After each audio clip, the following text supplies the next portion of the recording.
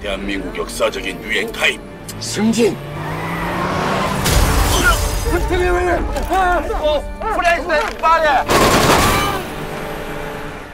우리가 같이 편 먹고 뭔가 할 수 있을 거라고 생각하고.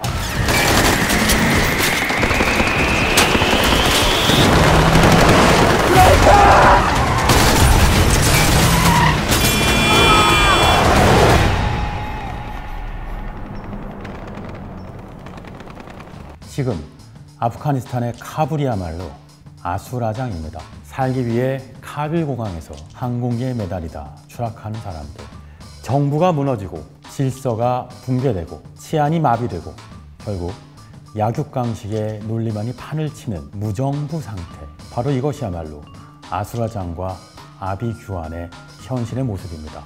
그리고 그것이 바로 지금 아프가니스탄의 카불이고, 그리고 그것이 30년 전 1991년 소말리아 내전 당시 모가디슈의 모습입니다.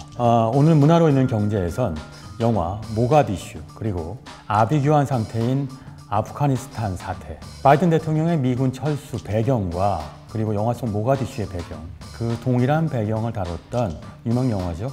블랙 호크 다운 이야기를 해볼까 합니다. 결국 이 모든 과정은 미국이 세계 경찰이기를 포기해 나가는 과정이 아닌가 싶은데요. 모가디슈에서 카불까지, 그리고 저 멀린 베트남 사이공까지 이어지는 미국의 오만과 무능이 오늘의 주제입니다. 먼저 영화 모가디슈 얘기 살짝 해볼까요? 모가디슈는 1991년 무정부 상태에 놓인 소말리아가 배경입니다. 당시에 남한과 북한 외교관이 합심해서 탈출했던 실화 과정을 그리고 있습니다. 당시 모가디슈 소말리아는 시아드 바레 대통령이 무려 22년 동안 철권 독재 통치를 해오고 있었던 나라였습니다. 그런데 바레의 부패와 무능 때문에 바레 정권이 축출되는 과정에서 무정부 상태가 벌어지고 결국은 소말리아는 군벌끼리 다투고 부족끼리 다투는 내전의 아수라장이 되고 맙니다. 이 동일한 배경을 다룬 영화가 바로 블랙 호크 다운입니다. 바레 대통령이 쫓겨난 직후를 다루고 있는 영화이기도 합니다. 소말리아는 무정부 상태에서 3대 군벌이 내전을 벌이는 아수라장으로 변해져 있죠. 쿠데타 이후 1년 만에 30만 명이 굶어 죽는 지옥도로 변해 있습니다. 국제사회가 원조를 합니다만, 그러나 군벌들이 이 식량마저 무기로 빼돌리죠. 결국 참다 못한 미국이 93년도에 해병대를 파견하고 그리고 군벌의 암살 작전을 시도합니다만 실패하고 맙니다. 이게 바로 블랙 호크 다운의 이야기죠. 미국에게 있어 소말리아는 사실 국익이 걸린 예민한 나라가 아닙니다. 소말리아의 군대를 파견해서 내전의 불유리한 상황을 교정하려고 하는 것은 단지 당시 미국 국민들의 요구 때문이었습니다. 1990년대 초반은 여전히 미국이 소비에트 연방이 붕괴된 이후 G1으로서 가장 강력한 패권 국가의 지위를 유지하고 있었던 때이기 때문에 미국은 세계의 경찰 국가라도 된 듯 자신만만했었습니다. 2차 대전 이후 모든 전쟁에서 승리했다고 의기양양했죠. 그래서 소말리아 내전에 개입했고 소말리아의 군벌을 블랙 호크 몇 개 보내서 미국 델타 포스로 제거할 수 있다고 하는 오만에 빠져 있었던 겁니다. 결국 세계를 구해야 한다는 미국인들의 낭만과 독재자를 쉽게 제거할 수 있다는 미국의 오만이 블랙 호크 다운으로 이어졌던 거죠. 당시 미국인들이 낭만적 사고에 빠졌던 것은 바로 CNN 때문이었습니다. 소말리아에서 수많은 사람들이 죽어가는 모습을 본 이후 미국인들은 미국이 세계 경찰로 소말리아에 개입해야 된다고 믿었죠. 오늘 영화 모가디슈로 돌아가 보겠습니다. 모가디슈는 바로 1991년 소말리아가 내전 상태에서 무정부 상태로 빠져들어가는 초입인 1991년을 배경으로 하고 있습니다. 당시 한국과 북한은 유엔 가입을 놓고 경쟁하면서 외교전을 벌이고 있었고 소말리아의 지지를 얻고자 외교 전쟁도 벌이고 있었죠. 그런데 갑작스런 내전이 펼쳐지고 뜻밖에도 남한 측 대사관에 불청객이 들이닥칩니다. 바로 폭도들한테 대사관을 잃고 길거리를 헤매고 있던 북한 대사관 가족 일행들이었는데요. 결과적으로 남한과 북한은 자신들이 가진 정보력과 외교력을 총동원해서 남북한 모두 모가디슈에서 탈출하고자 하는 특별한 작전을 수행하게 됩니다. 아시다시피 한반도 역시도 70여 년 전에 한국전쟁이라고 하는 극심한 내전을 겪었었습니다. 그래서 남북한 외교관들한텐 소말리아 모가디슈에서 벌어지고 있는 내전이 남일 같지 않은데요. 수년의 내전 속에서 남한과 북한은 서로 살기 위해서 뭉칠 수밖에 없습니다. 다시 현실인 아프가니스탄의 카불로 돌아와 보겠습니다. 영국 BBC 방송은 미국의 국방부와 국무부 자료를 인용해서 미국이 2001년 10월 아프가니스탄에 처음 개입했을 때부터 2019년 9월까지 쏟아부은 돈이 미화로 8,220억 달러, 우리 돈으로 약 1,000조 원 가까운 돈이었다고 보도했습니다. 이 중에서 군비가 90%에 달하는 900조 원이고요.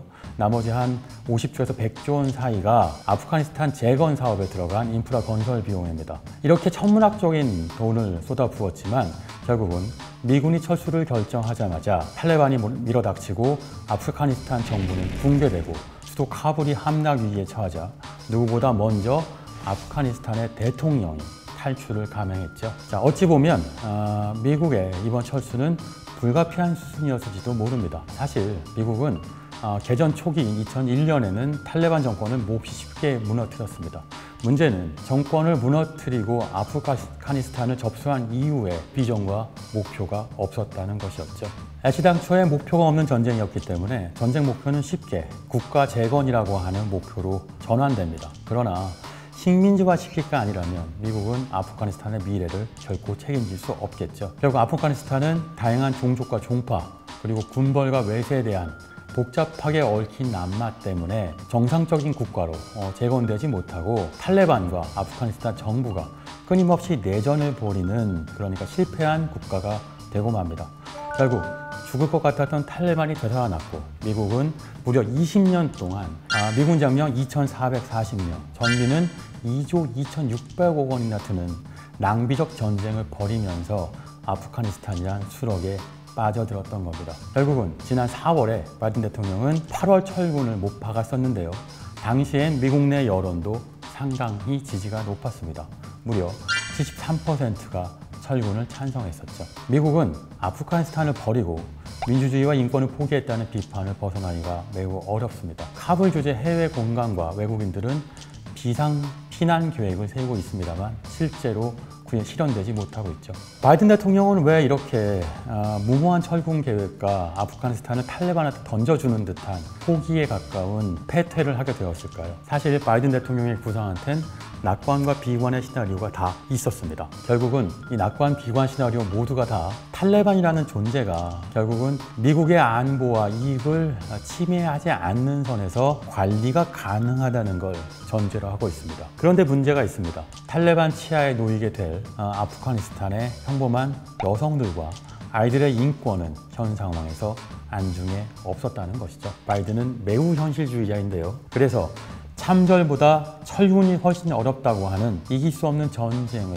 끊어내는 데는 성공했습니다. 하지만 아프가니스탄을 결국은 져버렸다고 하는 국제사회의 손가락질은 피할 수 없을 것 같습니다. 그러면서도 철군을 통해서 중국과 러시아 그리고 이란 같은 미국의 적국을 부담스럽게 만들었던 것도 사실이죠. 하지만 이 전쟁엔 결국 승자도 패자도 없어 보입니다. 미국 역사상 가장 긴 전쟁이 어둡게 막을 내리고 있는 것이죠. 미국은 1980년대 후반 소련의 붕괴 이후 유일 강대국으로서 세계 질서를 지배해왔습니다. 그리고 90년대와 2000년대, 2010년대 30년 동안은 경찰이기 때문에 미국의 국익을 지키거나 확대할 수 있는 시대였죠. 비용과 실익의 미묘한 계산이 필요한 상황이었는데요. 미국이 세계 경찰이기 때문에 절대적인 이익을 얻을 수 있습니다만 세계 경찰이기 때문에 국익에 직결되지 않는 전쟁에도 개입하거나 참가해야만 하는 의무가 생겼던 겁니다. 그 대표적인 케이스가 바로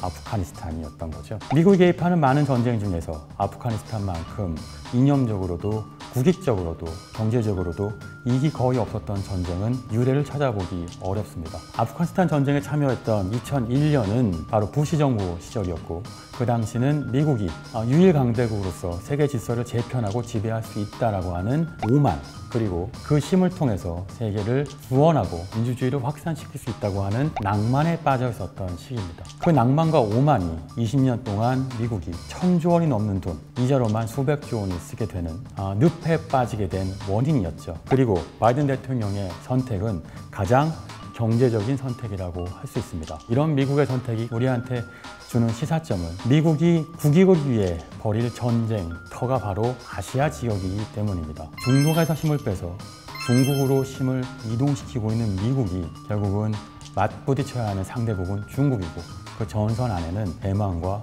한국이 있기 때문입니다. 모가디슈를 보면 내전의 아비규환 속에선 그 누구도 승자가 없다는 걸 보여줍니다. 천문학적인 비용과 인권의 희생자만 남게 되죠. 우리 역시도 엄밀히 말하면 여전히 내전 상태인 국가입니다. 남한과 북한 모두 앞으로 미국이 힘을 쓰고 전쟁터로 만들 수 있는 아시아 지역에 속해 있는 국가들이기 때문에 아프가니스탄의 카불과 소말리아의 모가디슈가 먼 나라의 이야기만은 아닌 것입니다.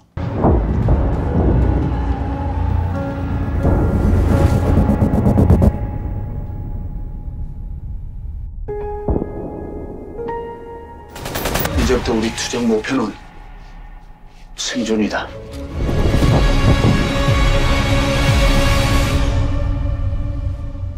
지금까지 문화로 있는 경제에서 영화 모가디슈와 아프가니스탄 카불의 아비규환을 경제적인 관점에서 분석해봤습니다. 감사합니다.